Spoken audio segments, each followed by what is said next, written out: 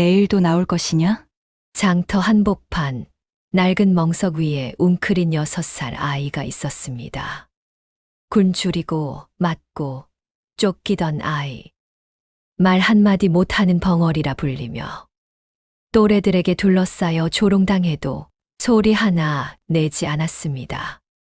그 아이 곁을 지나는 사람은 많았지만 걸음을 멈추는 사람은 아무도 없었습니다. 그런데 어느 저녁 과부 하나가 조용히 쭈그려 앉았습니다. 손을 뻗지도 달래는 말을 건네지도 않았지요. 다만 따뜻한 김이 피어오르는 흰죽 그릇 하나를 말없이 내밀었을 뿐입니다. 이 여인은 왜 모두가 외면한 그 아이 앞에 멈추었을까요? 그리고 이 흰죽 한 그릇이 어떻게 두 사람의 운명을 통째로 바꾸어 놓았을까요? 이야기를 시작하기 전 구독과 좋아요로 작은 응원을 보내주시면 제게 큰 힘이 됩니다.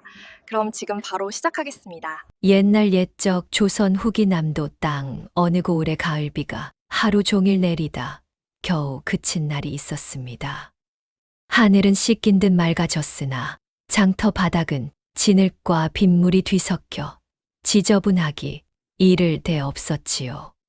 생선 비린내와 묵은 집 냄새, 그리고 사람들이 밟고 지나간 쇠똥 냄새가 한데 어우러져 코를 찌르는 가운데 장터 한쪽 구석에 낡은 멍석 하나가 질척한 흙바닥 위에 놓여 있었습니다. 그 위에 아이 하나가 웅크리고 있었습니다. 6살 남짓 되어 보이는 꼬마였는데 몸집이 또래보다 훨씬 작고 야위어서 마치 빗속에 버려진 새끼 고양이 같았지요. 저고리는 군데군데 찢어져 솜이 빠져나왔고 바지 끝은 온통 흙물이 들어볼래 색이 무엇이었는지조차 알 수 없었습니다.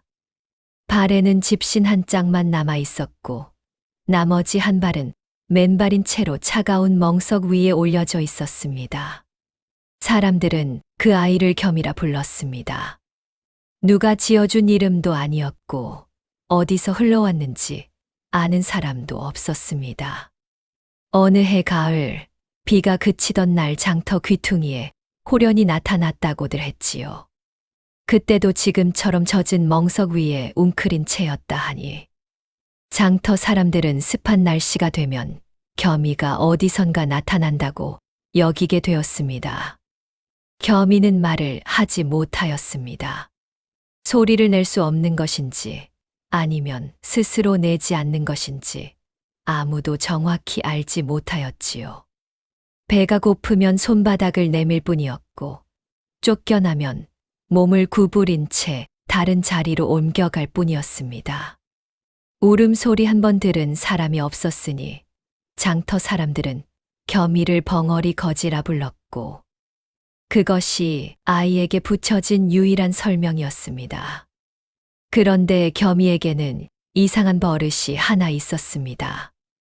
언제나 오른손을 저고리 앞섭에 대고 있었지요. 밥을 얻어먹을 때도 잠이 들 때도 심지어 쫓겨나 달아날 때조차 그 손은 그 자리에서 떠나지 않았습니다. 누가 옆을 스쳐 지나가기만 해도 겸이는 그쪽으로 몸을 웅크렸고 손은 더욱 세게 앞섭을 움켜쥐었습니다. 마치 그 안에 제 목숨이 들어있기라도 한 것처럼 말이지요. 그 손이 무엇을 지키고 있었는지 그때는 아무도 알려 하지 않았습니다. 비가 그친 뒤 장터가 다시 활기를 되찾자 생선 장수 최상인이 좌판을 정리하다 겸이를 발견하였습니다. 최상인은 크고 벌건 얼굴에 기름기가 반질반질한 사내였는데 그날 아침 장사가 시원치 않았던 탓인지 눈빛이 특히나 날카로웠지요. 저 벙어리 또 왔구나. 최상인은 코웃음을 치더니 상할 대로 상한 생선 대가리를 집어 겸이 쪽으로 던졌습니다. 생선 대가리는 겸이의 발치에 툭 떨어졌고 비린내가 훅 끼쳤지요. 겸이는 몸을 움츠렸으나 이내 그것을 조심스럽게 주워 입에 넣었습니다. 앞섭에서 손은 여전히 시작되지 않은 채였습니다. 장터 아이들도 몰려들었습니다. 다섯이서 여섯이서 겸이 주변을 빙둘러 싸더니 저고리를 잡아당기고 발을 걷어차고 쪼그려 앉아 얼굴에 흙을 뿌렸습니다. 웃음소리가 시끄러웠지요. 겸이는 소리를 내지 못하였으므로 말로는 막지 못하였습니다. 다만 몸을 잇는 힘껏 웅크려 앞섭을 보호할 뿐이었습니다. 그중 한 아이가 겸이의 저고리 앞섭을 두 손으로 잡아채었습니다. 그 순간이었습니다. 겸이는 고요하던 아이가 아니었습니다. 짐승처럼 몸부림을 치며 그 아이의 손목을 이빨로 물려들었지요. 아이는 비명을 지르며 물러섰고 장터 사람들이 웅성대며 고개를 돌렸습니다. 말 못하는 아이가 이빨 하나로 세상을 버티고 있었던 셈이지요. 저놈은 성질이 더럽다니까. 누군가가 혀를 찾고 또 누군가는 저런 아이 가까이 가면 재수 없다고 중얼거렸습니다. 사람들은 고개를 저으며 제 갈 길을 갔고 장터는 다시 시끌벅적한 일상 속으로 흘러들어갔습니다. 겸이는 혼자 남아 찢어진 저고리를 다시 끌어모으고 앞섭에 손을 얹었습니다. 한참이 지나 장터 흙바닥이 조금씩 마르기 시작할 무렵이었습니다. 겸이는 멍석 옆맨 흙바닥에 손가락으로 천천히 무언가를 그리기 시작하였습니다. 둥글고 매끈한 원 하나, 그 안에 날개를 편 듯한 형상, 그리고 아래쪽으로 뻗은 가느다란 선 하나. 아이치고는 지나치게 또렷하고 정확한 손놀림이었지요. 마침 지나가던 노파 하나가 그 문양을 내려다보다 호련히 걸음을 멈추었습니다. 노파의 눈이 가늘어지더니 오래 기억 속에 잠들어 있던 무언가를 꺼내는 사람처럼 천천히 입술을 달싹였습니다. 그러나 아무 말도 하지 않은 채 서둘러 자리를 떠났지요. 겸이는 그 노파가 사라지는 쪽을 오래도록 바라보다가 다시 앞섭에 손을 올렸습니다. 장터의 가을 해가 뉘엿뉘엿 기울고 있었습니다. 해가 기울기 시작한 장터는 하루 중 가장 분주한 시간을 맞이하고 있었습니다. 좌판을 거두려는 상인들과 막바지 흥정을 하려는 사람들이 뒤섞여 길목마다 북적였고 어물전에서 풍기는 비린내와 떡전에서 피어오르는 김이 한데 엉켜 장터 전체를 뿌옇게 감쌌지요. 아낙네들은 광주리를 머리에 이고 종종 걸음을 쳤고 지게를 진 사내들은 서로 어깨를 부딪히며 고함으로 길을 텄습니다. 그 북적이는 장터길 한가운데를 약방집 과부 정연이 걸어오고 있었습니다. 정연은 30 초반의 여인으로 남편을 잃은 뒤 홀로 약방을 꾸려가며 병환 중인 어머니까지 돌보고 있었습니다. 손에는 어머니에게 가져다 드릴 흰죽 그릇을 조심스럽게 들고 있었지요.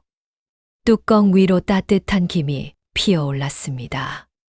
병환이 깊어진 어머니가 요즘 흰죽 외에는 넘기지 못하는 탓에 정연은 장터에 나올 때마다 이 그릇을 들고 다녔습니다. 정연의 약방은 장터 어귀에서 두 번째 골목 안쪽에 있었습니다. 남편이 살아있을 때부터 운영해 온 작은 약방이었는데 남편이 세상을 떠난 뒤에도 정연은 문을 닫지 않았습니다. 형편이 어렵고 딱한 사람에게는 약첩 값을 받지 않고 약을 내주었으니 살림이 늘 빠듯하였지요. 장터 사람들은 과부 혼자 어떻게 버티냐고 혀를 찼지만 정연은 그런 말에 크게 개의치 않았습니다. 약방 문을 여는 것이 남편에게 부끄럽지 않은 하루를 사는 일이라 여겼기 때문입니다. 정연이 막 장터 중심부를 지나려던 참이었습니다. 구석 쪽에서 아이들의 웃음소리가 들렸고 그 사이로 낮고 거친 숨소리가 섞여 있었습니다. 정연이 걸음을 늦추며 그쪽을 바라보니 젖은 멍석 위에 한 아이가 무릎을 끌어안고 앉아 있었습니다. 저고리는 어깨 쪽이 잡아뜯긴 듯 해져 있었고 맨발 한쪽은 클투성이었습니다.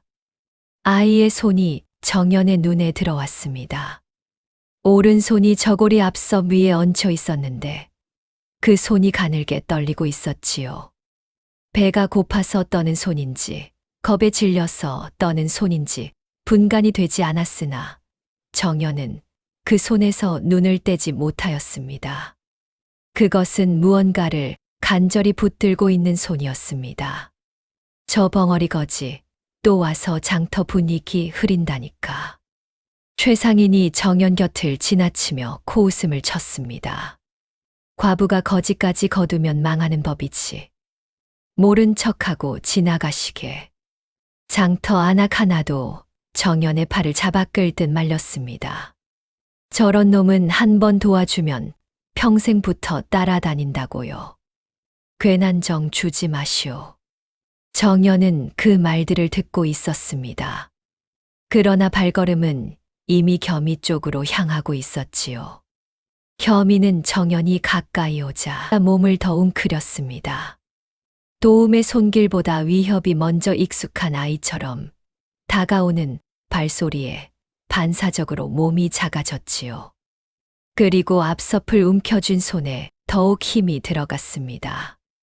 배가 고픈 것도 발이 시린 것도 잠시 잊은 듯 오직 그것만을 지키려는 기색이었습니다. 정연은 겸이 앞에 천천히 쭈그려 앉았습니다. 서두르지 않았습니다. 손을 뻗지도 않았지요. 그저 아이와 눈높이를 맞추고 가만히 흰죽 그릇을 앞으로 내밀었습니다. 뚜껑을 열자 따뜻한 김이 피어올랐고 흰죽의 구수한 냄새가 두 사람 사이를 채웠습니다. 겸이는 한동안 정연의 얼굴을 바라보았습니다. 의심하는 눈이었습니다. 이 온기가 진짜인지 가늠하는 눈이기도 하였지요. 아이의 눈동자는 크고 검었으며 그 안에 오랫동안 쌓인 경계심이 고여 있었습니다. 그러나 죽 냄새는 거짓말을 하지 않았습니다. 겸이는 떨리는 두 손으로 그릇을 받아 쥐었습니다.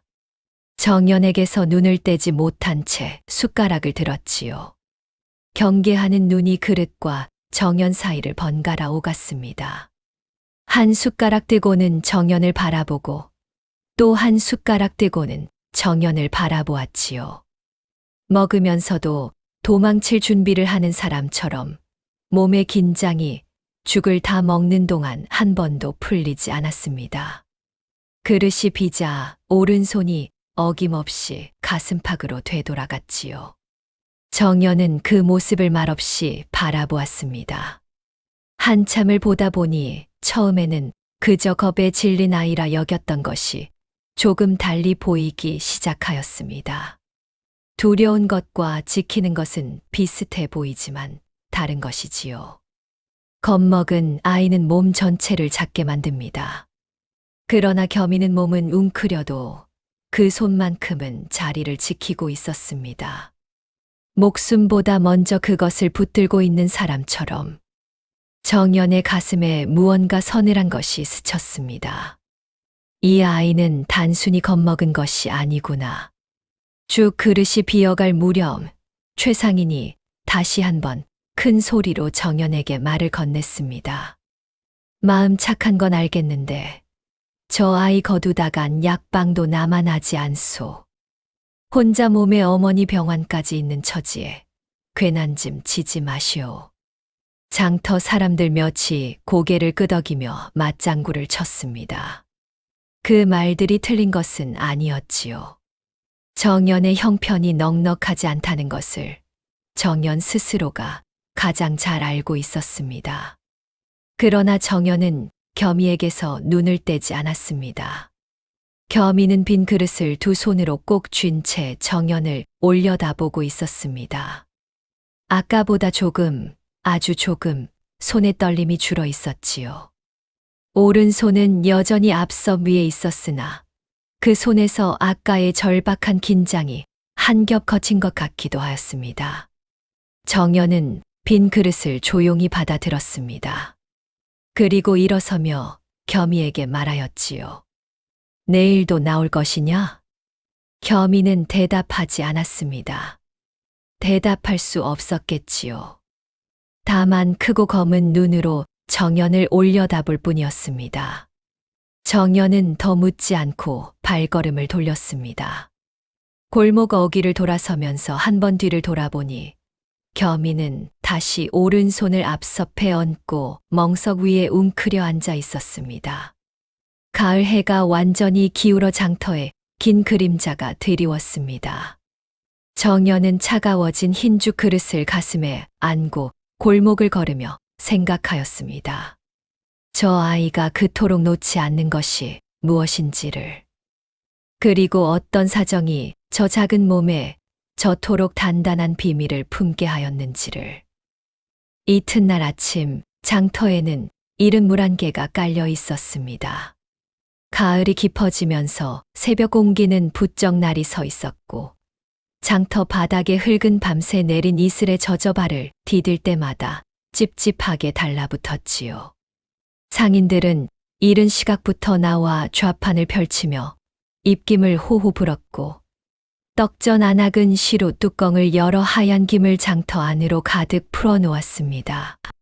겸이는 그날도 멍석 위에 있었습니다. 밤새 그 자리를 지킨 것인지 아니면 이른 새벽에 다시 돌아온 것인지는 알 수 없었습니다. 다만 저고리 어깨 쪽이 밤이슬에 흠뻑 젖어 있었고 맨발은 흙 위에 웅크린 채 새파랗게 식어 있었지요. 그런데도 오른손만은 어김없이 앞섭 위에 얹혀 있었습니다. 잠이 들어서도 추위에 몸이 굳어서도 그 손만큼은 제 자리를 잃지 않았던 모양이었습니다. 장터가 하나둘 소란스러워지던 오전 나절이었습니다.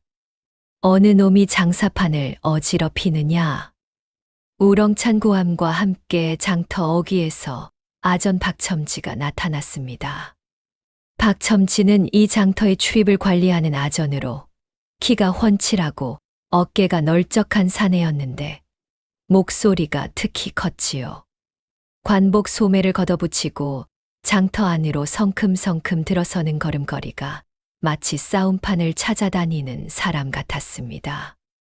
박첨지가 나타나면 좌판 상인들은 고개를 숙이거나 시선을 피하였는데 그것이 존경에서 나온 것이 아님은 누구나 알고 있었지요. 박첨지의 눈이 곧 겸이에게 가 닿았습니다. 이놈 또 여기 있구나. 박첨지는 코웃음을 치며 다가갔습니다. 겸이는 발소리를 듣고 고개를 들었다가 박첨지를 알아보는 순간 몸을 더욱 작게 만들었습니다. 그 눈에 공포가 역력하였지요. 박첨지는 멈추지 않았습니다. 겸이 앞에 이르자마자 손을 들어 아이의 뺨을 세게 후려쳤습니다. 찰싹 하는 소리가 장터 안에 울렸습니다. 벙어리 새끼가 재수없게 굴지 말거라. 장터에 나와 앉아서 사람들 눈살이나 찌푸리게 하는 게 어디 좋은 짓이냐. 겸이는 그 자리에서 옆으로 쓰러졌습니다. 작은 몸이 멍석 위에 쓰러지며 흙바닥에 손이 닿았지요. 그러나 소리가 나지 않았습니다. 울음소리도 신음도 아무것도 나오지 않았습니다. 입술만 가늘게 떨릴 뿐이었지요. 그 침묵이 오히려 더 마음을 서늘하게 하였습니다. 그런데 이상한 것이 있었습니다. 쓰러지면서도 겸이의 오른손은 앞섭을 놓지 않았습니다. 몸이 기울고 흙바닥에 손이 닿는 그 찰나에도 왼손이 먼저 땅을 짚었고 오른손은 끝까지 앞섭에 얹혀 있었던 것입니다. 맞는 것은 참아도 그것만은 놓지 않겠다는 듯이 박첨지의 눈이 좁아졌습니다. 뭘 그리 쥐고 있느냐 이놈이. 박첨지는 허리를 굽혀 겸이의 오른손을 잡아당겼습니다. 그 순간이었습니다. 말도 못하고 힘도 없던 겸이가 온몸을 비틀며 저항하기 시작하였지요. 작은 두 발이 허공을 차고 등이 흙바닥에 쓸리는데도 오른손만은 끌려가지 않으려 버텼습니다. 미친 듯이 몸을 뒤트는 모습이 보는 사람으로 하여금 측은함과 놀라움을 동시에 느끼게 하였지요. 맞는 건 참아도 그건 못 놓겠다는 모양이었습니다. 어린 것이 어른보다 더 독하게 버티고 있었지요. 박첨지가 더 세게 잡아당기려는 순간 장터 골목에서 정연이 나타났습니다. 정연은 그 광경을 보자마자 약초 꾸러미를 옆에 내려놓고 겸이에게로 뛰어갔습니다. 박첨지 앞에 몸을 낮추며 말하였지요. 나으리, 아이가 다칩니다. 잠깐 놓아 주시옵소서. 박첨지는 정연을 흘겨보더니 손을 거두었습니다. 아이 하나로 과부와 실랑이를 벌이는 꼴이 볼썽사납다 여긴 탓이었는지 아니면 사람들의 눈이 모이기 시작한 탓이었는지는 알 수 없었지요. 박첨지는 옷자락을 털고 일어서며 정연을 내려다보았습니다.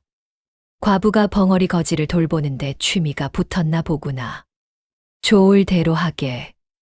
대신 저놈 때문에 장터 분란이 생기면 약방 문도 닫힐 수 있다는 걸 알아두게. 박첨지는 그 말을 끝으로 장터 안으로 걸음을 옮겼습니다. 지나치며 장터 한쪽에 기대어 있던 사내와 눈이 마주쳤지요. 그 사내는 키가 작고 눈이 가늘었으며 장터 상인도 아니고 그렇다고 물건을 사러 온 사람도 아닌 것이 그저 어슬렁거리며 구경하는 눈빛이었습니다. 박첨지는 그 사내에게 눈짓 하나를 보냈습니다. 사내는 고개를 살짝 끄덕이더니 겸이 쪽으로 시선을 돌렸습니다. 그 눈빛이 오래 그 자리에 머물렀지요. 훗날 사람들은 그 사내가 만득이었음을 알게 되었습니다. 그러나 그날 그 자리에서 그 눈짓의 의미를 알아챈 사람은 아무도 없었습니다. 정연은 겸이를 일으켜 세우며 상처를 살폈습니다. 뺨이 붉게 부어 있었고 흙바닥에 쓸린 팔꿈치에서 피가 배어 나왔지요. 정연이 치마 끝을 뜯어 상처를 감싸려고 겸이의 팔을 들어 올리는 순간이었습니다. 겸이의 저고리 안쪽, 앞섭 아래의 안감이 박첨지에게 잡아당겨진 탓에 조금 벌어져 있었는데 그 사이로 정연의 손이 닿았습니다. 단단하였습니다. 천 속에서 느껴지는 감촉이 분명 옷감이 아니었습니다. 매끄럽고 서늘하며 작지만 단단한 무언가였지요. 정연의 손가락이 무심코 멈추었습니다. 안감 안쪽에 거칠게 꿰맨 자국이 있었습니다. 실이 고르지 않고 듬성듬성 박혀 있었는데 급하게 그것도 바느질에 익숙하지 않은 손으로 꿰맨 자국 같았지요. 그 안에 무언가가 들어 있었습니다. 그때 겸이가 정연의 손을 세차게 잡아당겼습니다. 고개를 세차게 젓는 것이 그것을 건드리지 말라는 뜻임이 분명하였지요. 정연은 멈추었습니다. 억지로 살피려 하지 않았습니다. 다만 그 안에 있는 것이 아이의 목숨보다 더 소중하게 지켜지고 있다는 것만은 느낄 수 있었지요. 주변의 장터 사람들의 눈이 여러 개 모여 있었습니다. 정연은 조용히 겸이의 저고리를 매만져 앞섭을 여미어 주었습니다. 아무것도 보지 못한 것처럼, 아무것도 느끼지 못한 것처럼.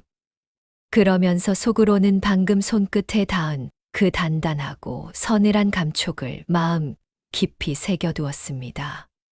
한편 장터 한쪽 기둥 뒤에서 만득이 그 모든 장면을 처음부터 끝까지 지켜보고 있었습니다.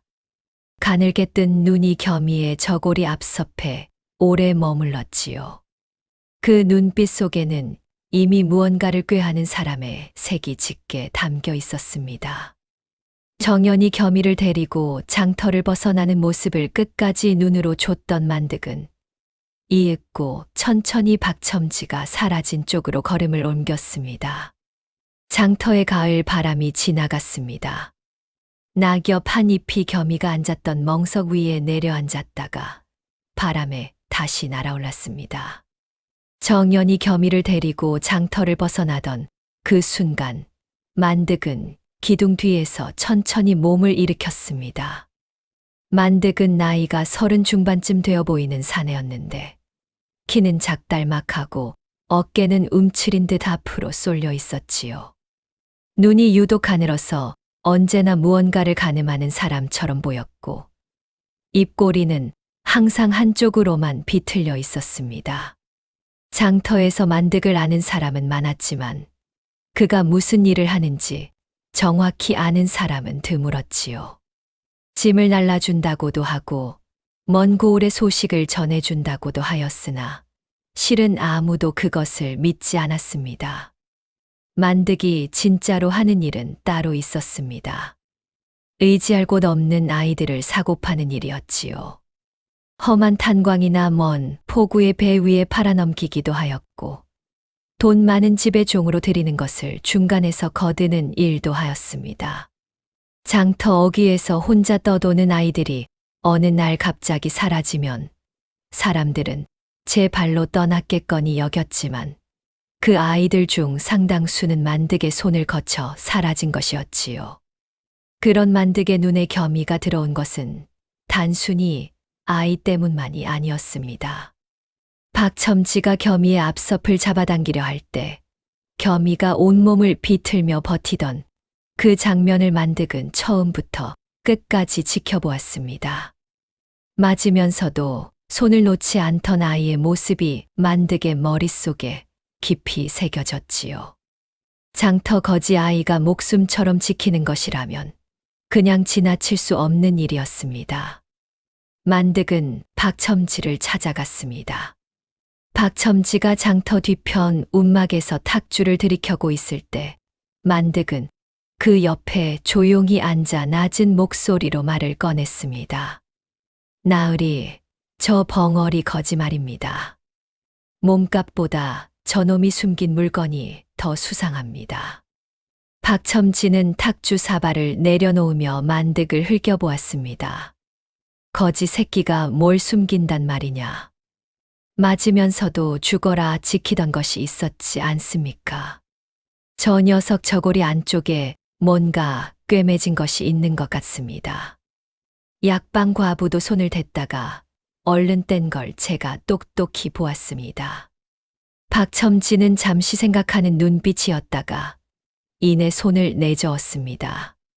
거지 하나 없어진다 한들 장터가 조용해질 뿐이야. 알아서 하게. 그것으로 뒤처리는 묵인된 것이었습니다. 만득은 자리에서 일어서며 가늘게 눈을 떴지요. 입꼬리가 한쪽으로 더 비틀렸습니다. 한편 정연은 겸이를 약방 뒤뜰로 데려왔습니다. 뒤뜰은 약초를 말리는 덕장과 작은 우물이 있는 아담한 공간이었는데 장터의 소란스러움이 담장 하나 사이로 막히는 곳이었지요. 바람이 없는 날이면 말린 당귀와 감초 냄새가 은은하게 풍겨왔습니다. 정연은 그곳 낮은 돛돌 위에 겸이를 앉히고 약재 상자를 열었습니다. 겸이는 낯선 공간에 두리번거리면서도 오른손은 여전히 앞섭 위에 얹어두었습니다. 정연이 가장 먼저 한 것은 팔꿈치의 상처를 씻기는 일이었습니다.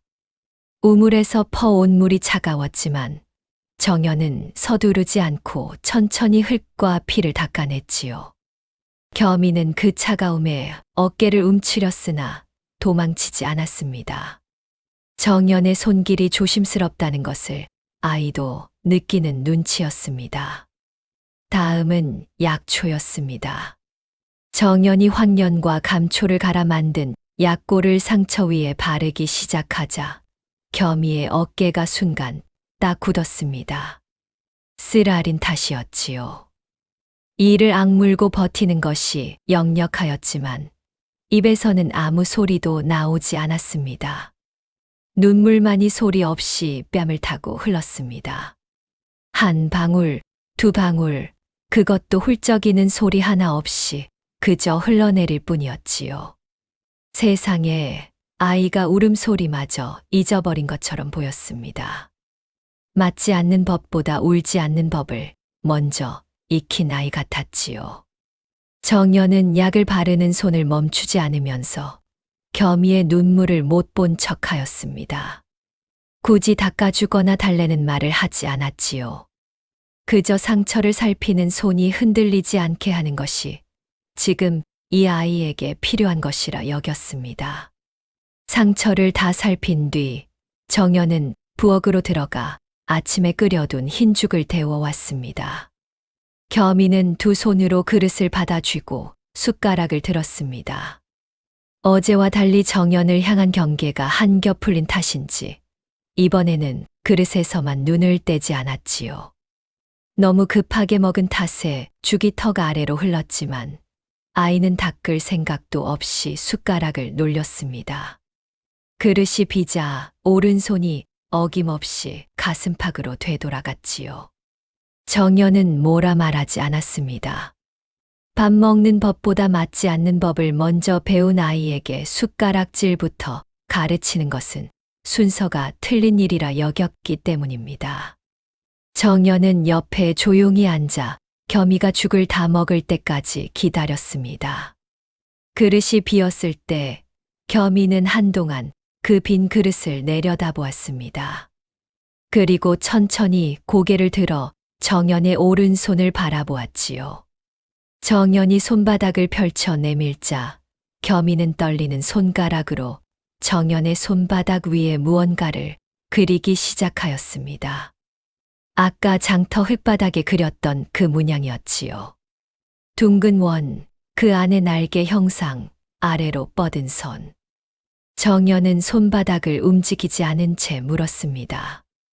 내 이름이냐? 겸이는 고개를 저었습니다. 이름이 아니라는 뜻이었지요.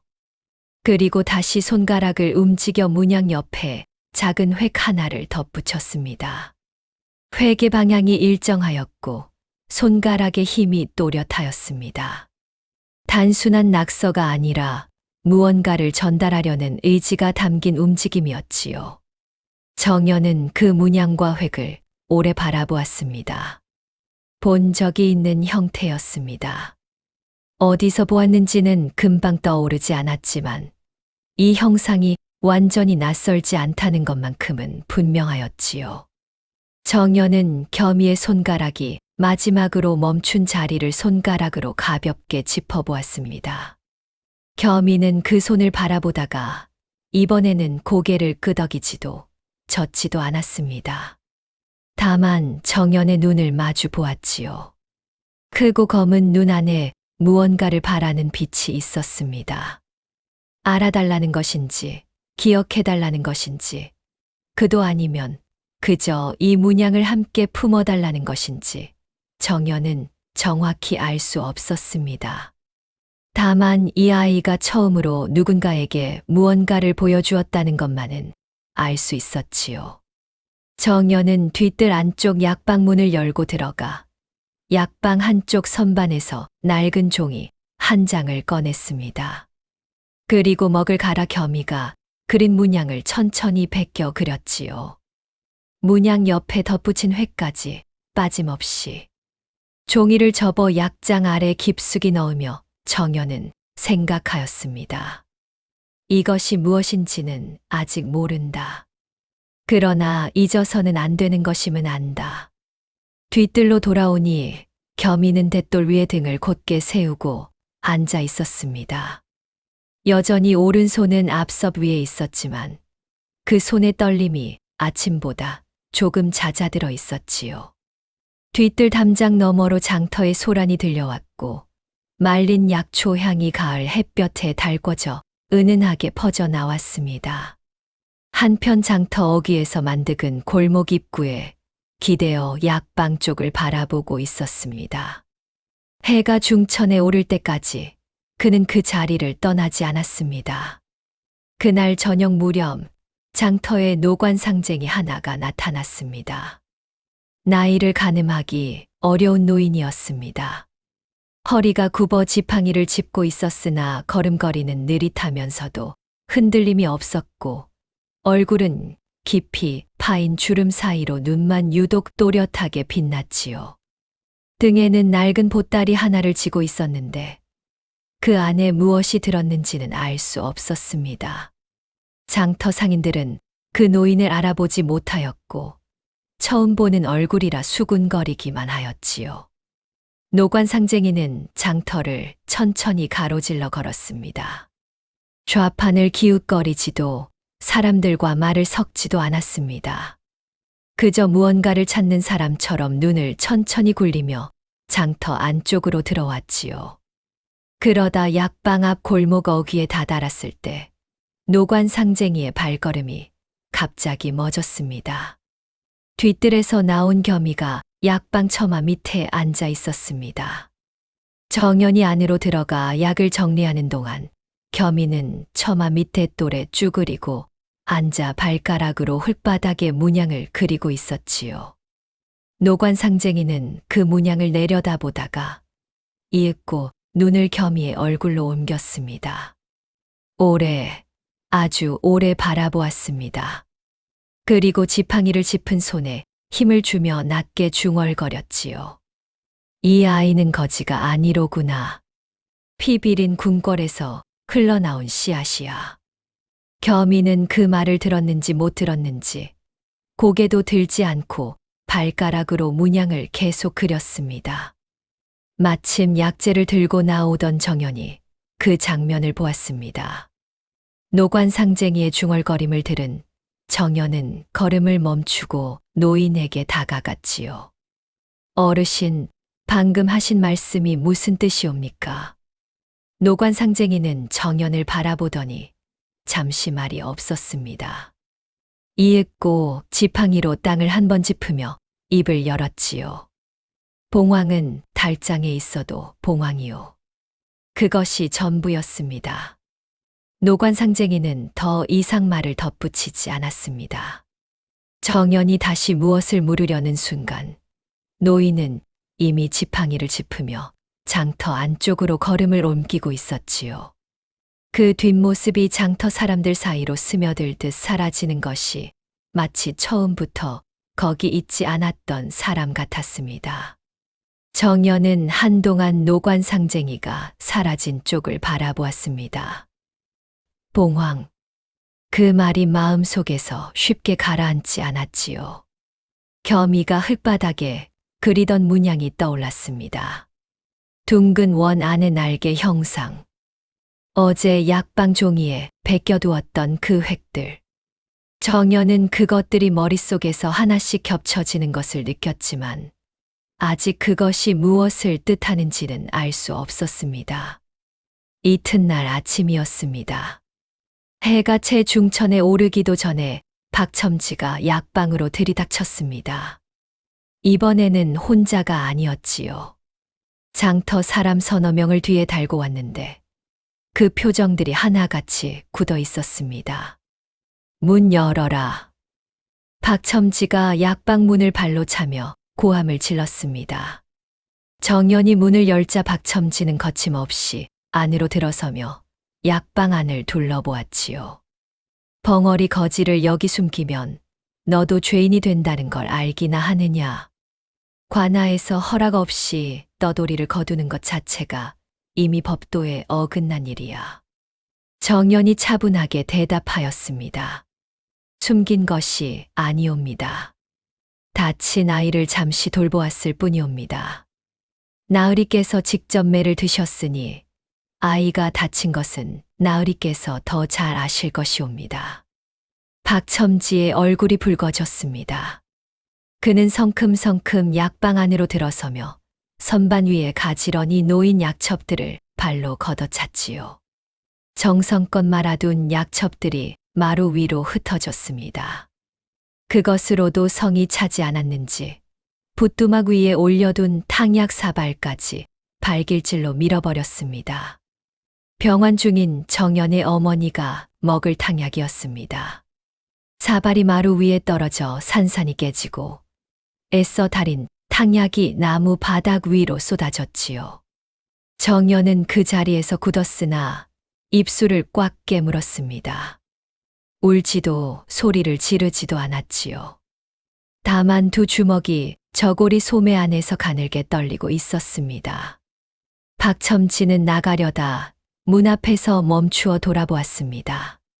벙어리를 당장 내보내거라. 다음에 또 이런 일이 생기면 약방 문은 내가 직접 닫아준다. 그것이 엄포인지 협박인지 정연은 대꾸하지 않았습니다. 그런데 그날 오후 더 큰 소란이 일었습니다. 생선 장수 최상인이 좌판 위에 굵은 청어 2마리가 없어졌다며 장터 한복판에서 고래고래 소리를 질렀지요. 처음에는 그저 장터 도둑의 소행이려니 하였는데 최상인이 가리킨 방향이 문제였습니다. 어느 순간 그의 손가락이 겸이를 향하고 있었던 것입니다. 저 벙어리 거지가 훔쳐간 게 틀림없소. 오늘 아침부터 내 좌판 근처를 어슬렁거렸단 말이오. 겸이는 그 자리에서 두 손을 세차게 내저었습니다. 아니라는 뜻이 분명하였지요. 그러나 말이 나오지 않았습니다. 고함도 해명도 단 한마디도 입 밖으로 내지 못하였습니다.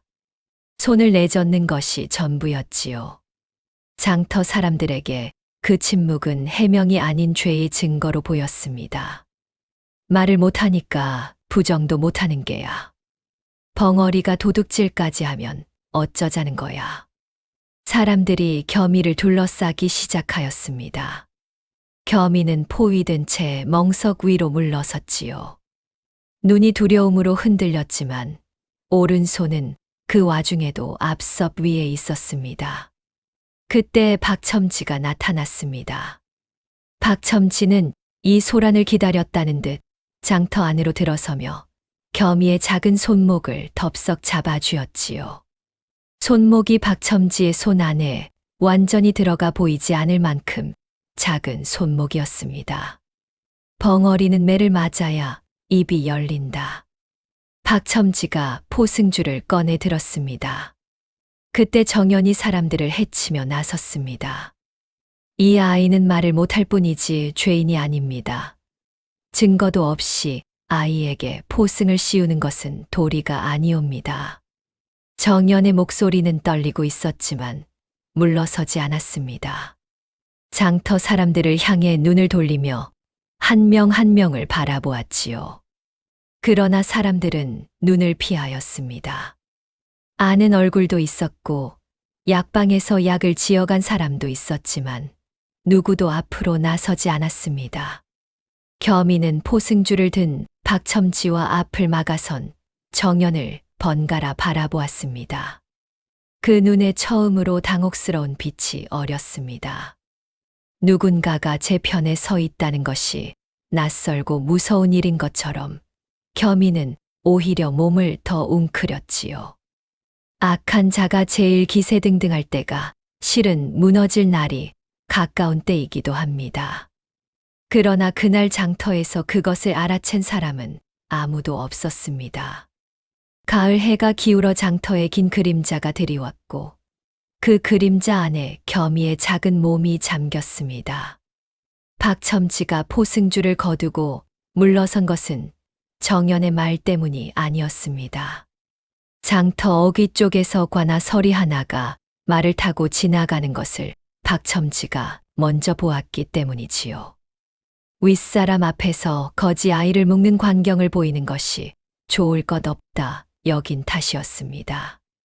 박첨지는 포승줄을 소매 안에 밀어넣고 정연을 향해 낮게 으르렁거렸습니다. 두고 보자. 그것이 전부였습니다. 박첨지는 뒤도 돌아보지 않고 장터 안쪽으로 사라졌고 구경하던 사람들도 하나둘 제자리로 돌아갔지요. 최상희는 못마땅한 얼굴로 투덜거리면서도 겸이를 더 이상 몰아붙이지는 않았습니다. 장터는 언제 그런 소란이 있었느냐는 듯 다시 시끌벅적한 일상으로 돌아갔지요. 겸이만 그 자리에 남아 있었습니다. 멍석 위에 쭈그리고 앉은 채 아무것도 하지 않았습니다. 말도 못하고 울지도 못하고 그저 무릎을 끌어안고 있었지요. 억울함을 쏟아낼 방법이 없는 아이에게 남은 것은 딱 하나였습니다. 손가락이었지요. 겸이는 손가락으로 흙바닥의 문양을 그리기 시작하였습니다. 둥근 원, 그 안에 날개 형상, 아래로 뻗은 선. 아까 발가락으로 그리던 그것과 똑같은 문양이었습니다. 한 번 그리고 지우고 다시 그리고 또 지웠지요. 같은 문양을 반복해서 그리는 손놀림이 단순한 버릇이 아니라 무언가에 매달리는 몸짓처럼 보였습니다. 말 대신 울음 대신 그 문양을 반복해서 흙바닥에 새기고 있는 것이었지요. 장터 사람들은 그 모습을 보고 뒤로 물러섰습니다. 저놈 봐라. 저게 부적 아니냐. 벙어리가 귀신 불러들이는 짓을 하고 있어. 저런 것 가까이 하면 재수 없다니까. 무식한 사람이 부적보다 무서운 법이지요. 글자를 몰라 귀한 표식도 귀신 장난으로 보는 것입니다. 사람들은 혀를 차며 겸이 곁을 피해 지나쳤고 그 덕에 겸이 주변으로 둥그런 빈 공간이 생겨났습니다. 누구도 들어오지 않는 쓸쓸한 원이었지요. 정연은 멀찍이 서서 그 모습을 바라보았습니다. 그러다 문득 발걸음을 돌려 약방 안으로 들어갔지요. 선반 위에 약재들을 정리하는 척하다가 이내 손을 멈추고 낡은 약장 앞에 서 있었습니다. 그것은 남편이 살아있을 때부터 쓰던 약장으로 서랍이 여러 달린 키 큰 나무 가구였지요. 정연은 가장 아래 서랍을 열고 그 밑바닥을 손으로 쓸었습니다. 손끝에 낡은 책자 하나가 닿았습니다. 남편이 생전에 보관하던 처방첩이었습니다. 표지가 누렇게 바래고 모서리가 달아 있었지요. 정연은 그 처방첩을 꺼내 촛불 아래에서 천천히 펼쳤습니다. 남편이 이 처방첩을 아무에게도 보이지 않고 깊이 감춰두었던 것이 오래전부터 마음에 걸렸지만 남편이 살아있는 동안에는 차마 묻지 못하였지요. 겉장을 펼치자 안쪽 면에 봉인 하나가 찍혀 있었습니다. 둥글고 붉은 봉인이었습니다. 세월이 흘러 빛이 바랬지만 그 안의 형상은 여전히 또렷하였지요. 정연은 그것을 내려다보다가 숨이 멎는 듯하였습니다. 겸이가 흙바닥에 그리던 그 문양이었습니다. 완전히 같지는 않았지만 뼈대가 같았지요. 둥근 원 안에 날개를 편 형상, 그리고 아래로 뻗은 선.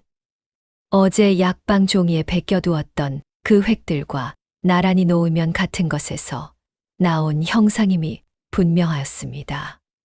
정연은 한동안 두 문양을 번갈아 바라보다가 처방첩을 다시 약장 밑에 넣었습니다. 손이 조금 떨렸지요. 저녁이 되자 정연은 겸이를 약방 뒤뜰로 불러들였습니다. 날이 차가워졌으니 처마 밑보다는 안이 낫겠다 싶었고 무엇보다 혼자 저 차가운 멍석 위에 두고 싶지 않았습니다. 겸이는 정연을 따라 뒤뜰로 들어오면서도 낯선 공간에 두리번거렸지요. 정연이 헝겊 조각들을 꺼내 앉으며 말하였습니다. 가만히 있거라. 뭔가 만들어줄 것이 있으니. 정연의 손이 헝겊을 자르고 익기 시작하였습니다. 오래 걸리지 않았습니다. 이내 작고 볼품없지만 둥글고 부드러운 헝겊 빈형 하나가 완성되었지요. 솜을 조금 넣어 배를 불룩하게 만들고 실로 눈과 입을 수놓았습니다. 정연은 그것을 겸이에게 내밀었습니다. 겸이는 헝겊 빈형을 받아들고 한동안 바라보았습니다. 그러다 조심스럽게 두 손으로 그것을 감쌌지요. 오른손이 앞섭해서 잠시 떠났습니다. 아주 잠깐이었지만 정연이 보기에는 그것이 작은 변화였습니다. 겸이가 앞섬 외에 다른 무언가를 두 손으로 아는 것이 처음이었으니까요. 겸이는 헝겊 빈형을 품에 넣으려다가 멈추었습니다. 앞섭 쪽으로 손이 가려는 것을 스스로 붙들었지요. 그러더니 헝거 비녕을 왼손 하나로 쥐고 오른손을 다시 앞섭 위에 올렸습니다. 두 가지를 동시에 지키려는 모습이 안쓰러우면서도 기특하였지요. 그때였습니다. 정연이 겸이의 팔꿈치 상처가 어떻게 아물었나 살피려고 손을 내밀었습니다. 겸이가 왼팔을 내밀자 소매가 걷히면서 저고리 안쪽이 조금 보였지요. 정연이 상처를 살피며 손을 움직이다가 손수건으로 상처를 닦으려 저고리 안쪽으로 손을 넣는 순간이었습니다. 손끝에 무언가가 닿았습니다. 전날 박첨지와의 실랑이에서 안감이 조금 벌어진 탓이었지요. 정연의 손이 천 사이로 미끄러져 들어가며 그 안에 무언가에 닿았습니다. 매끈하고 서늘하였습니다. 차갑지만 부드러운 감촉이었지요. 손바닥이 아닌 손가락 끝으로도 그것이 단단하고 매끈한 물건임이 분명히 느껴졌습니다. 정연은 손을 멈추었습니다. 겸이도 굳어 있었지요. 그러나 이번에는 몸을 비틀거나 손을 잡아채지 않았습니다.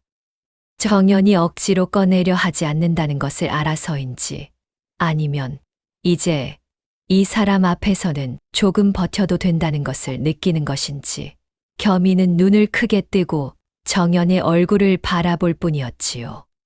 정연이 손을 천천히 빼내며 안감 쪽을 살짝 들어보았습니다. 거칠게 꿰맨 자국이 있었습니다. 실이 고르지 않고 듬성듬성 박혀 있었는데 급하게 꿰맨 것이 분명하였지요. 마치 무언가를 그 안에 밀어넣고 서둘러 입구를 봉한 것처럼. 그 안에 작은 주머니가 있었고 주머니 안에서 매끈한 옥의 감촉이 느껴졌습니다. 옥이었습니다. 정연의 가슴이 쿵 내려앉았습니다. 이 아이가 장터 귀퉁이에서 굶주리며 지키던 것이 옥이라면, 그것도 저고리 안감에 꿰매어 감춰진 옥이라면 그 옥이 평범한 물건일 리 없었지요. 정연은 그 자리에서 손을 완전히 거두고 천천히 숨을 내쉬었습니다. 그날 밤이었습니다. 장터가 완전히 고요해지고 약방 안의 촛불도 꺼진 뒤였지요. 정연과 겸이가 각자 잠자리에 든 지 한참이 지난 깊은 밤, 뒤뜰 담장 쪽에서 작은 소리가 들렸습니다. 삐걱. 낮지만 분명한 소리였지요. 담장에 걸린 나무 빗장이 누군가의 손에 건드려진 소리였습니다. 그리고 이내 담장 위로 검은 그림자 하나가 올라오더니 소리도 없이 뒤뜰 안으로 내려섰습니다. 만득이었습니다. 만득은 뒤뜰을 천천히 가로질렀습니다. 손에 자루 하나를 들고 있었지요. 처마 밑 구석에 겸이가 웅크린 채 자고 있었습니다. 한 손에는 헝거 비녕을 쥐고 다른 손은 앞섭 위에 얹은 채였지요. 만득이 자루를 펼쳐 들며 겸이 쪽으로 몸을 낮추었습니다. 겸이는 소리를 내지 못하는 아이였습니다. 그리고 그날 밤, 그것이 가장 무서운 일이었지요. 만득의 손이 겸이의 몸 위로 내려오는 순간, 겸이가 눈을 떴습니다. 그러나 소리가 나오지 않았습니다. 입을 열었으나 목구멍에서 아무것도 올라오지 않았지요. 겸이는 온몸으로 버둥거렸습니다. 발이 허공을 찾고 두 팔이 사방을 휘저었습니다. 그러나 만득은 익숙한 손놀림으로 겸이를 자루 안에 밀어 넣었지요. 이런 일을 처음 하는 것이 아닌 사람의 손놀림이었습니다. 자루 안은 어둡고 좁았습니다. 공기가 금세 줄어드는 느낌이었고 자루 천이 얼굴에 달라붙어 숨이 막혔지요. 겸이는 발로 자루 바닥을 차고 손으로 천을 긁었습니다. 그러나 자루는 두꺼웠고 만득은 끈을 더욱 단단히 조였습니다. 겸이의 움직임이 점점 작아졌지요. 그 와중에도 오른손은 앞섭 위에 있었습니다. 자루 안에서 몸이 뒤집히고 짓눌리는 와중에도 겸이의 오른손은 끝내 그 자리를 지키고 있었습니다. 왼손이 자루천을 긁고 발이 허공을 차는 동안에도 오른손만은 흔들리지 않았지요. 그것이 이 아이에게 숨을 쉬는 것만큼 몸에 밴 일이었기 때문입니다. 만득은 자루를 어깨에 들쳐매고 뒤뜰을 가로질렀습니다. 담장 쪽으로 걸음을 옮기던 만득이 뒤뜰 한쪽을 지나칠 때였습니다. 처마 밑에 돌 위에 놓인 헝겊 인형 하나가 만득의 발에 채였지요. 헝겊 인형은 소리도 없이 대돌 아래 마루 밑으로 굴러 들어갔습니다. 겸이가 손에 쥐고 잠들었다가 버둥거리는 통에 놓쳐버린 것이었지요. 약방 아니었습니다. 정연은 깊이 잠들지 못하고 있었습니다. 낮에 약장 밑에서 꺼낸 처방첩의 봉인이 자꾸 눈앞에 어른거렸기 때문이었지요. 겸이가 그리던 문양과 그 봉인이 번갈아 떠오르다가 어느 순간 노관상쟁이의 목소리가 귓가에 울렸습니다.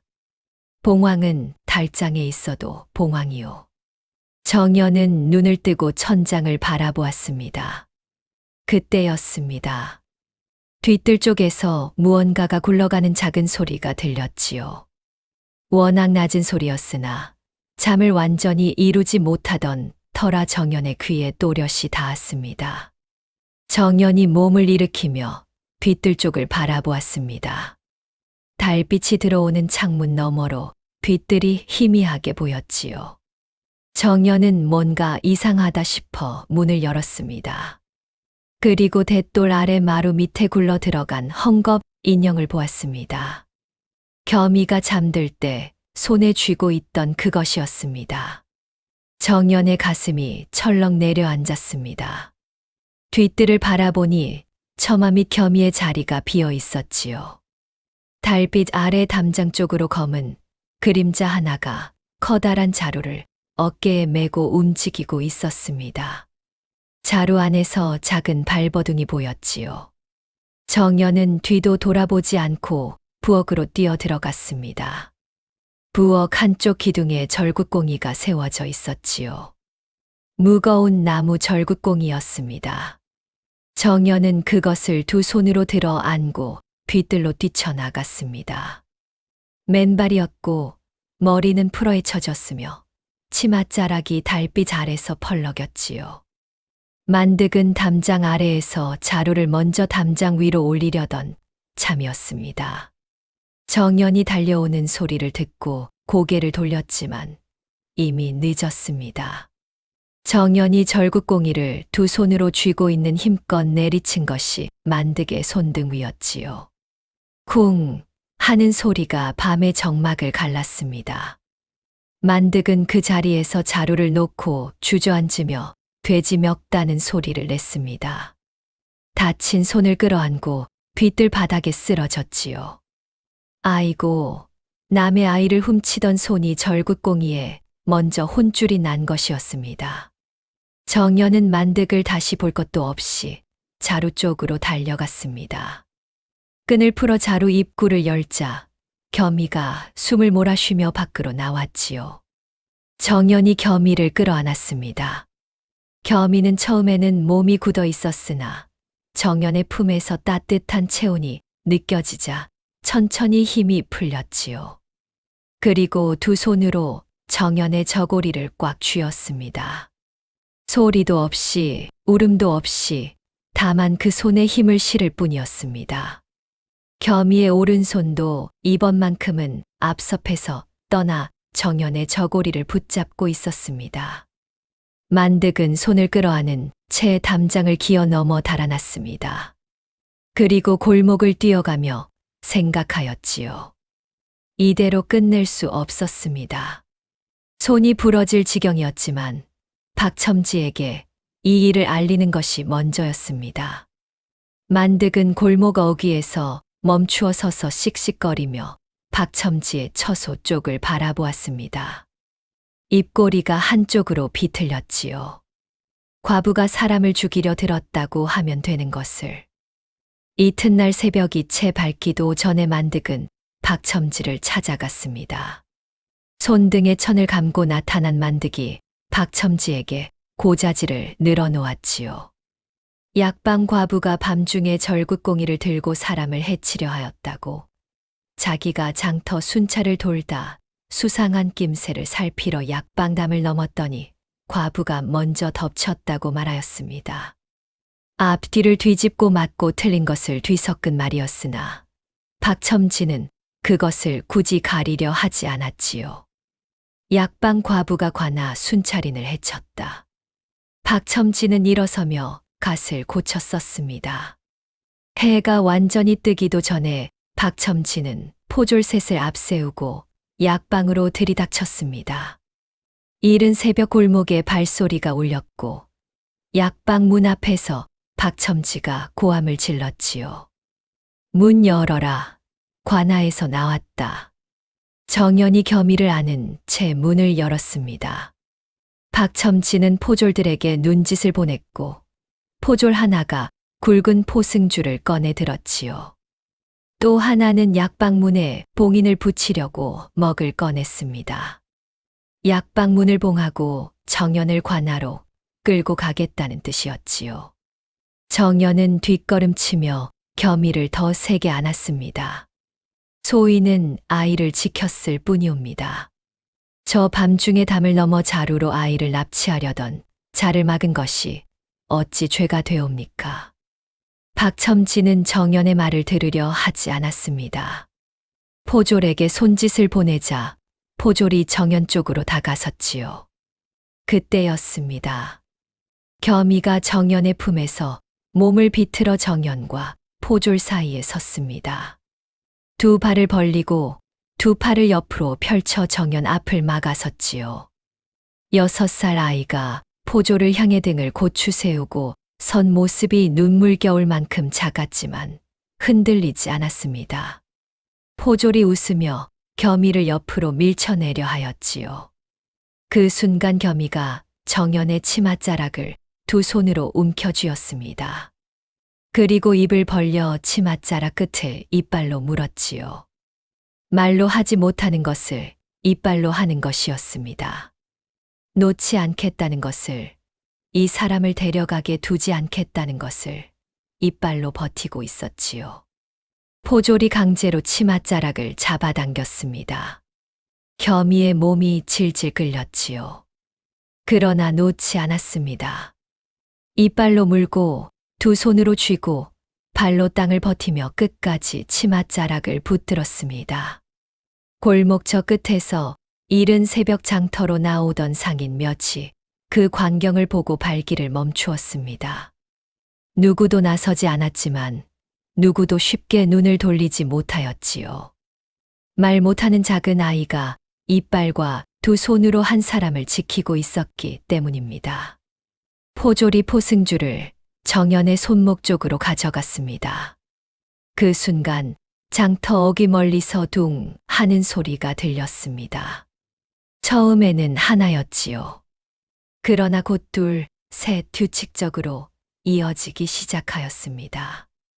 낮지만 묵직한 소리가 새벽 골목을 타고 약방 앞까지 울려 퍼졌지요. 포졸들이 손을 멈추었습니다. 박첨지의 얼굴에 처음으로 당혹스러운 빛이 스쳤습니다. 저 북소리가 어디서 오는 것인지, 아침 장터에 저런 북소리가 울릴 일이 무엇인지 아무도 알지 못하였지요. 겸이만이 치맛자락을 문 채 고개를 그쪽으로 돌렸습니다. 북소리는 멈추지 않았습니다. 둥, 둥, 둥. 일정한 간격으로 울리는 소리가 새벽 골목을 타고 점점 가까워졌지요. 장터 어귀에서 시작된 그 소리는 골목의 담장을 타고 울렸고, 잠에서 깨지 않았던 사람들도 그 진동에 눈을 뜰 만큼 낮고 묵직하였습니다. 이른 새벽 장터로 나오던 상인들이 짐을 내려놓고 소리가 나는 쪽을 바라보았고, 골목 안집집마다 창문이 하나씩 열리기 시작하였지요. 박첨지는 포승줄을 든 채 굳어 있었습니다. 저 북소리가 예사롭지 않다는 것은 박첨지도 알고 있었지요. 관아의 북소리와 달랐습니다. 장터의 북소리와도 달랐습니다. 박첨지는 포졸들에게 손짓으로 잠시 멈추라는 뜻을 전하고 장터 어귀 쪽으로 고개를 내밀었지요. 얼굴이 서서히 굳기 시작하였습니다. 장터 길 저 끝에서 붉은 깃발이 나타났습니다. 하나가 아니었습니다. 여럿이었지요. 붉은 깃발들이 이른 새벽 바람에 펄럭이며 장터 길을 가르기 시작하였습니다. 그 뒤로 말 탄 사람들이 줄을 맞추어 들어오는 것이 보였지요. 갑옷을 갖춰 입은 군사들이었습니다. 허리에 찬 칼집이 새벽빛에 번쩍였고 말발굽 소리가 장터 바닥을 울렸습니다. 금군이었습니다. 장터 상인들은 좌판을 걷어차며 엎드렸습니다. 이른 새벽부터 자리를 잡던 떡전 안악은 시로 뚜껑을 놓친 채 무릎을 꿇었고 생선 바구니를 들고 지나가던 최상인은 하마터면 생선 바구니 속에 얼굴을 박을 뻔하였지요. 골목 안에서 구경하던 사람들도 하나둘 자리에 엎드렸습니다. 박첨지의 손에서 포승줄이 천천히 아래로 내려졌습니다. 금군 대장이 말 위에서 장터를 내려다보았습니다. 얼굴이 넓고 눈이 깊은 장수였는데 나이는 40 중반쯤 되어 보였지요. 갑옷 위에 붉은 전립을 쓰고 허리에는 은으로 장식한 칼을 찼습니다. 말이 멈추자 장수도 움직임을 멈추었지요.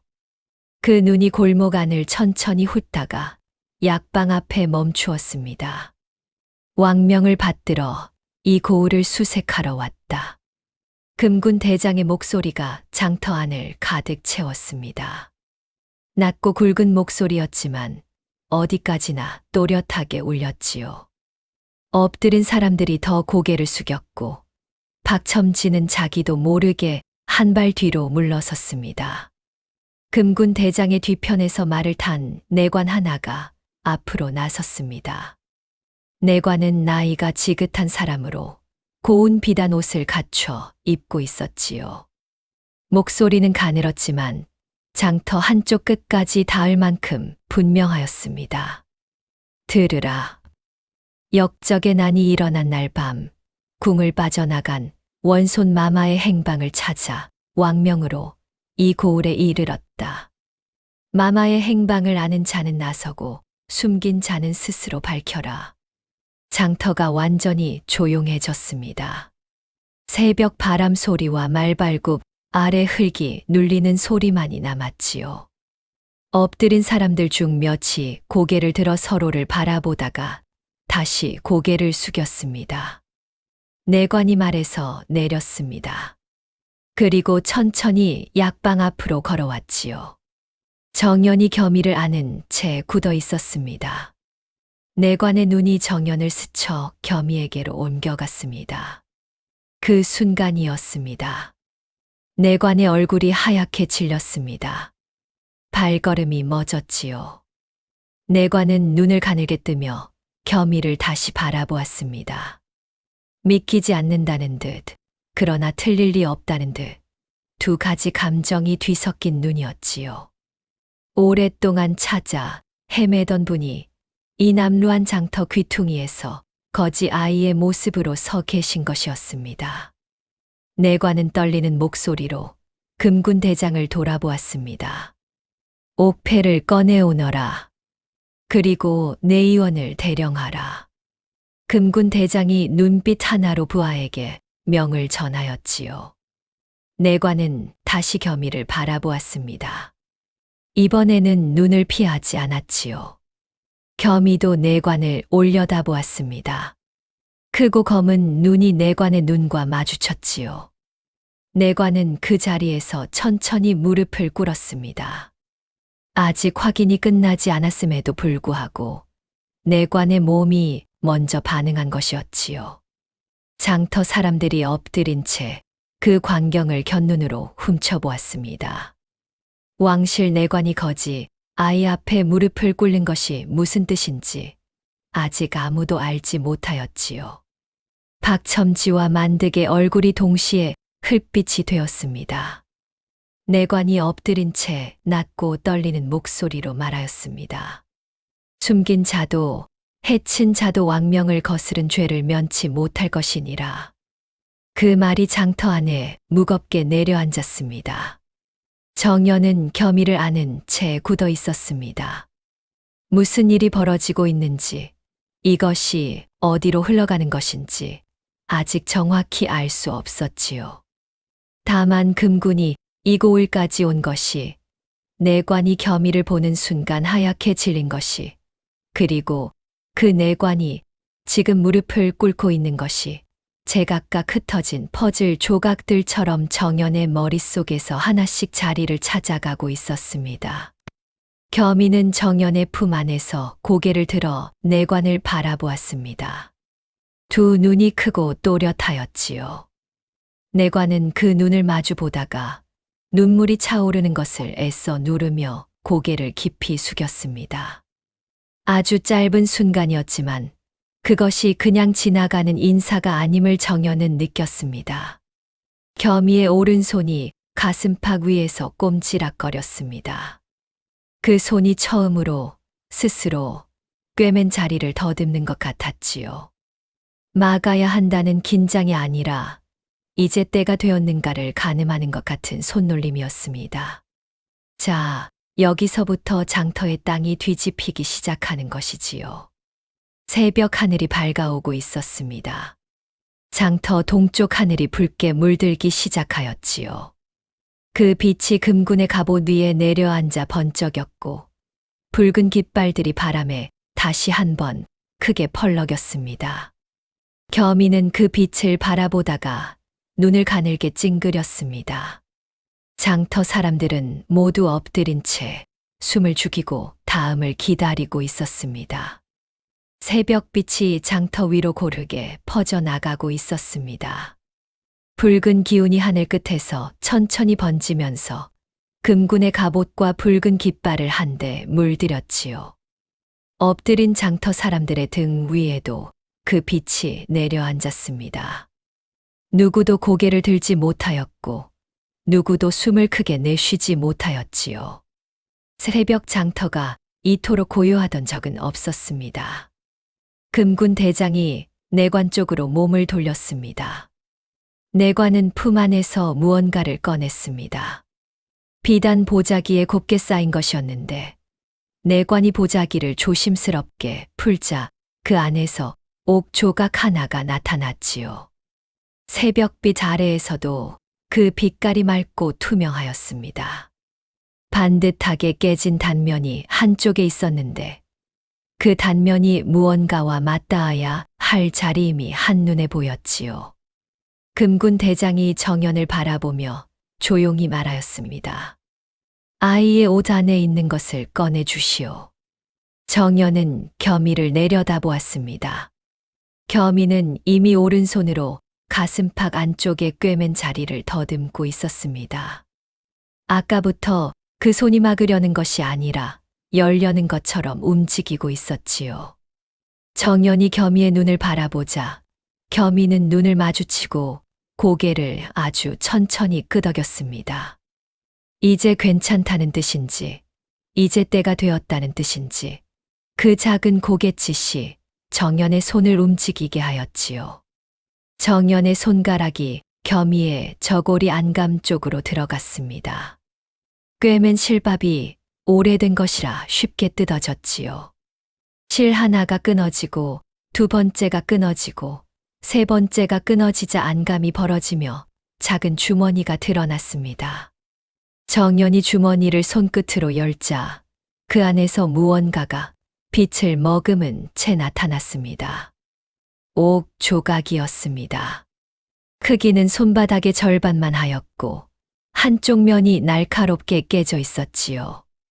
깨진 단면에는 오래된 핏자국이 검게 굳어 있었습니다. 그러나 나머지 부분은 새벽빛을 담아 은은하게 빛났습니다.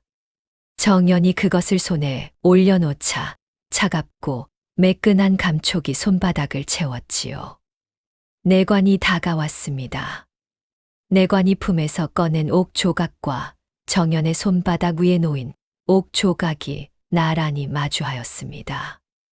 내관의 손이 가늘게 떨렸지요. 두 조각을 천천히 맞대자 깨진 단면이 빈틈없이 맞물렸습니다. 봉황 문양이 하나로 이어지는 순간이었습니다. 겸이가 장터 흙바닥에 정연의 손바닥에 그토록 반복하여 그리던 그 형상이었지요.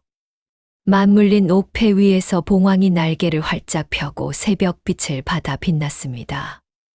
내관은 맞물린 옥패를 두 손으로 받쳐 든 채 겸이를 바라보았습니다. 알고 있었습니다. 장터에서 처음 눈이 마주친 그 순간부터 알고 있었지요. 그러나 옥패가 하나로 이어지는 것을 눈으로 확인하자 그동안 버텨온 것들이 한꺼번에 무너지는 느낌이었습니다. 오랫동안 찾아 헤매는 동안 혹여 이미 세상을 떠나셨을까 두려웠던 것. 그런데 이남도 장터 귀퉁이에서 굶주리고 맞으며 살아계셨다는 것. 그 작은 몸이 눈앞에 살아있다는 것이 내관의 가슴을 무너뜨렸지요. 그러나 내관은 아직 선포하지 않았습니다. 내의원에게 눈짓을 보냈지요. 내의원이 조심스럽게 다가와 겸이 앞에 무릎을 꿇고 앉았습니다. 겸이는 낯선 사람이 가까이 오자 몸을 웅크렸지요. 그러나 정연이 겸이의 어깨에 손을 얹자 조금 힘이 풀렸습니다. 내의원은 겸이를 자극하지 않도록 천천히 손을 움직여 겸이의 등 쪽으로 조심스럽게 저고리를 들어 올렸습니다. 내의원이 멈추었습니다. 겸이의 등 한쪽에 작고 붉은 점들이 모여 있었습니다. 매화꽃 모양이었지요. 5개의 점이 꽃잎처럼 모여 이루어진 형상으로 타고날 때부터 있었던 것임이 분명하였습니다. 내의원은 천천히 일어서며 내관을 바라보았지요. 그리고 고개를 깊이 끄덕였습니다. 그 순간이었습니다. 내관의 눈에서 눈물이 흘렀습니다. 뺨을 타고 흐르는 눈물을 닦을 생각도 하지 못한 채 내관은 떨리는 손으로 맞물린 옥패를 높이 들어 올리며 외쳤습니다. 보라, 봉황 옥패가 하나로 이어졌느니라. 내관이 먼저 무릎을 꿇으며 이마를 장터 흙바닥에 댔습니다. 그것을 본 금군 대장이 말해서 내려 한쪽 무릎을 꿇었고 뒤이어 갑옷을 갖춰 입은 금군 전체가 일제히 엎드렸지요. 창칼을 찬 군사들이 한꺼번에 고개를 조아리는 묵직한 소리가 장터 바닥을 울렸습니다. 내관이 엎드린 채 목소리를 높였습니다. 이분은 너희가 함부로 입에 올릴 분이 아니시니라. 전하의 혈맥을 이으신 원손 마마이시니라. 이 자리에 있는 자 모두 예를 갖추거라. 장터가 완전히 굳었습니다. 어제까지 썩은 생선 대가리를 던지고 도둑 누명을 씌우고 포승줄을 들이밀던 그 장터였지요. 그 장터 한복판에서 왕명을 받든 금군과 내관이 흙바닥에 이마를 조아리고 있었습니다. 장터 사람들은 그제야 자기들이 무슨 짓을 하였는지를 온몸으로 깨달았지요.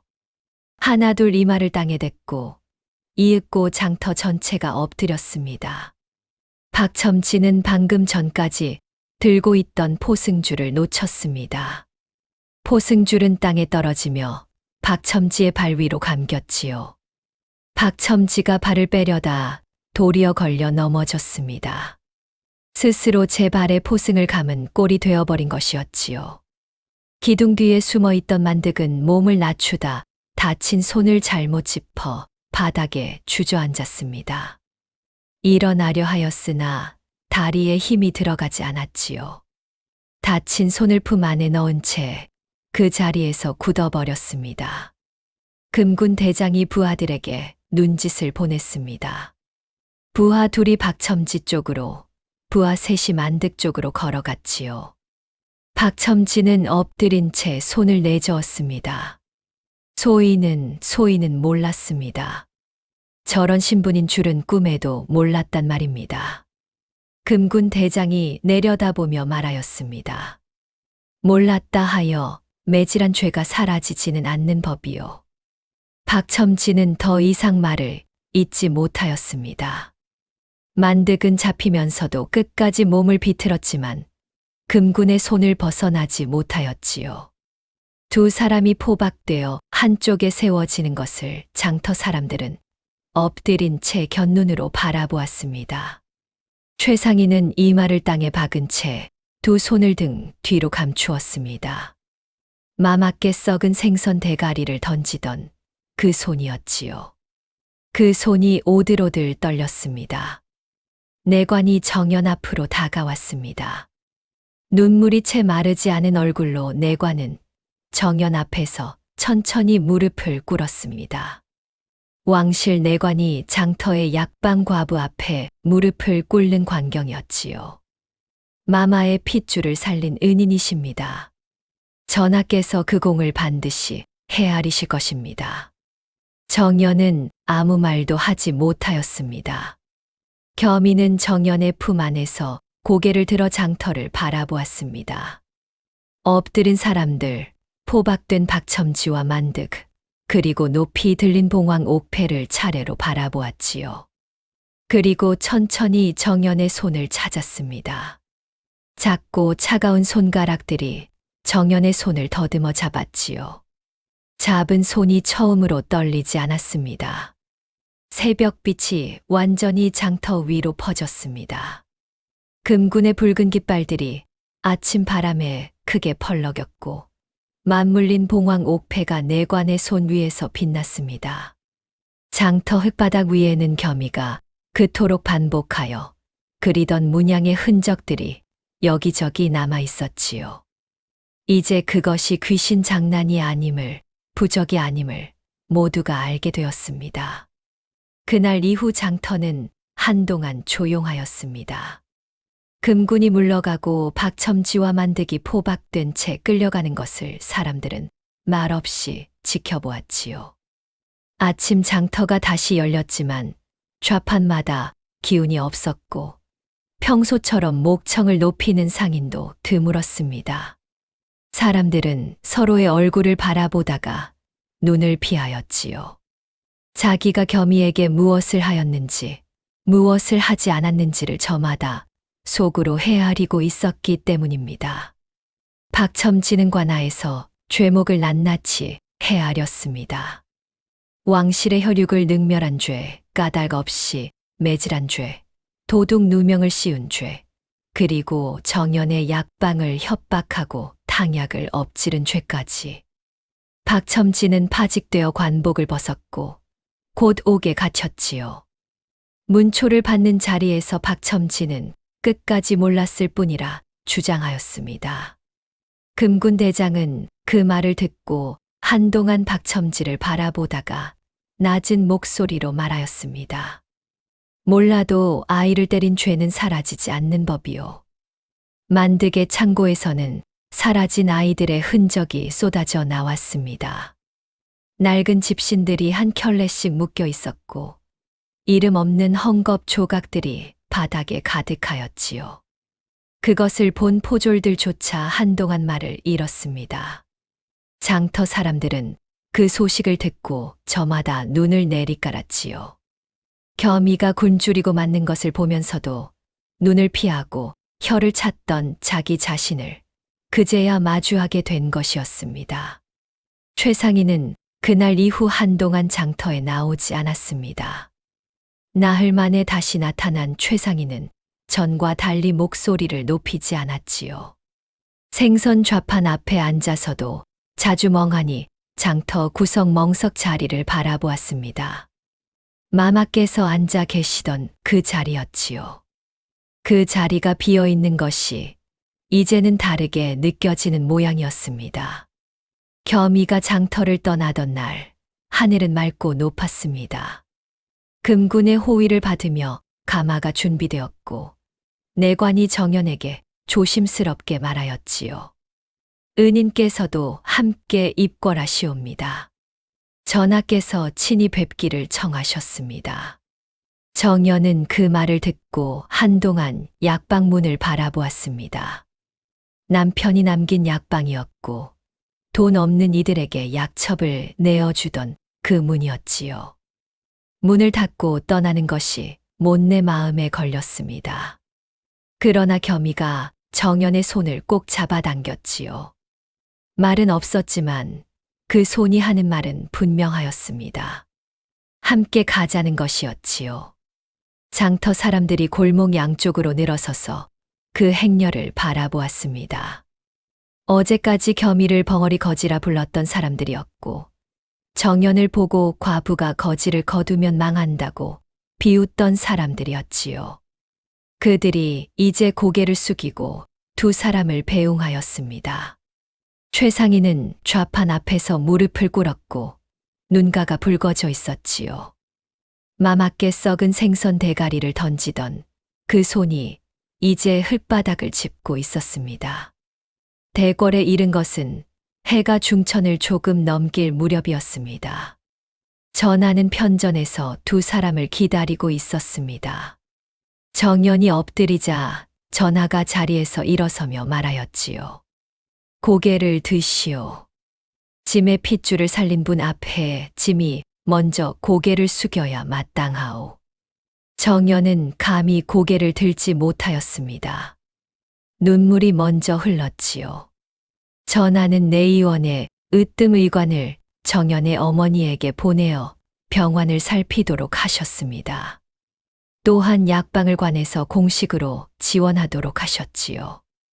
약재 값을 걱정하지 않고 약방 문을 열 수 있게 된 것이었습니다. 그리고 정연에게 품계를 내리셨지요.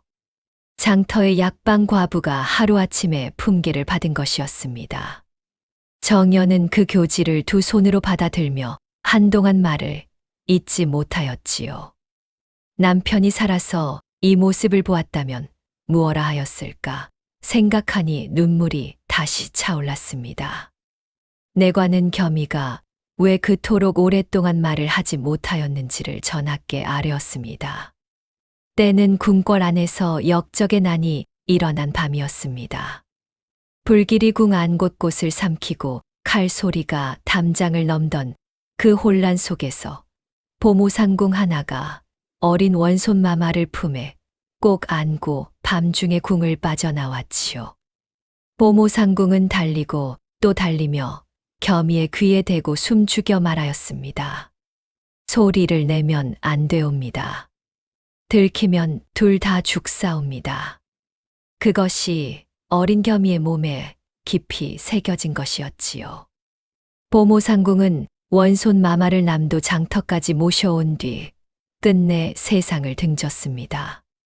차마 눈 뜨고 볼 수 없는 것을 목격한 공포와 살아남기 위해 버텨온 침묵이 겹쳐 쌓인 것이었으니 말문이 닫힌 것은 병이 아니라 이 아이가 살아남은 방식이었던 셈이었지요.